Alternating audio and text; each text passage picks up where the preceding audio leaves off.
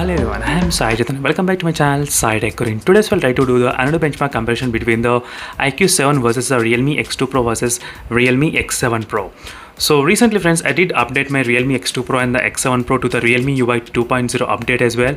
And the iQOO 7 has got the Snapdragon 870 chipset, Snapdragon 855 Plus and Dimensity 1000 Plus.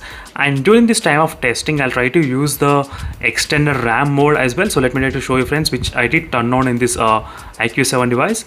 As you can see clearly, the external RAM is turned on successfully. And Realme phones, I'll try to use the high performance mode as well.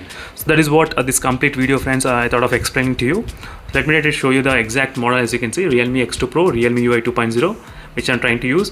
And if you go to the battery and if you go to the more battery settings, and here you can find the high performance mode, as you can see. So if you enable the high performance mode, you will be definitely getting the little bit kind of better performance results. So that is what I'm trying to do right now. And here is the Realme X1 Pro and the Realme UI 2.0 update, and I just received another update as well, so maybe this might fix the charging issue which is going on in this phone. So let me try to turn on the performance mode even in this phone. So high performance mode is turned on during this time of testing, as you can see here friends clearly. So now let me try to open the Antutu benchmark test and continue the test results. So right now the test is going on in all the three smartphones, and let me try to keep separate because the heating should not pass to other phones. So 37 degrees, 38 degrees, 37 degrees, as you can see. So 38 degrees in the iQOO 7, and let me try to slightly decrease up volume. So 38, 38, 37.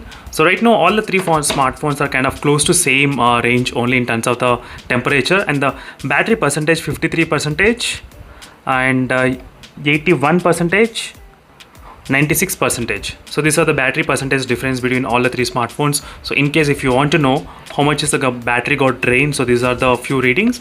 So again I'll be back once the Antutu benchmark test has been successfully completed, and then we can compare the scores between all of these three smartphones. So definitely friends, the Snapdragon 870 feels really smooth, and if you ask me that you do have already the Snapdragon 855 Plus, and if you want to upgrade, I would say not now. So you won't feel much difference. So we'll get to know friends once we see the results. So definitely that is another thing. So I did keep the brightness also to 50% in all the three smartphones. Slightly less, yep, 50%. So common settings I'm trying to use between all the smartphones.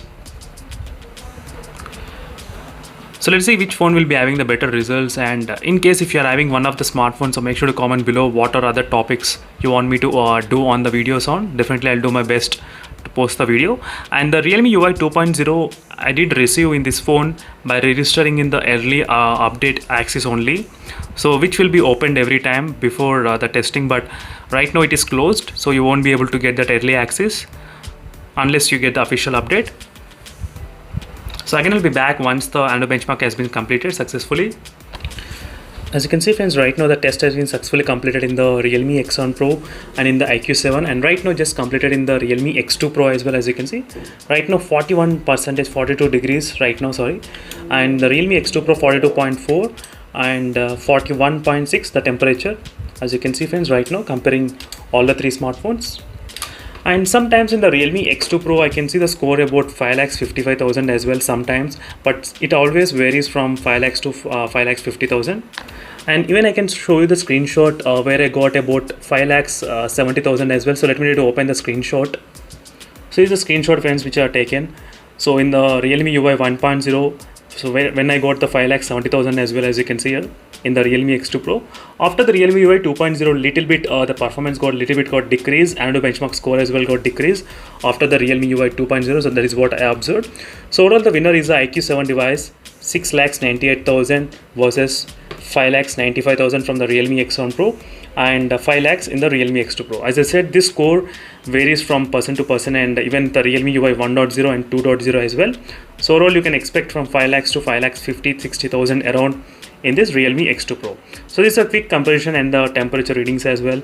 And thank you for watching this video friends. And the battery percentage 48%, 76%, 76 and 92%, as you can see here.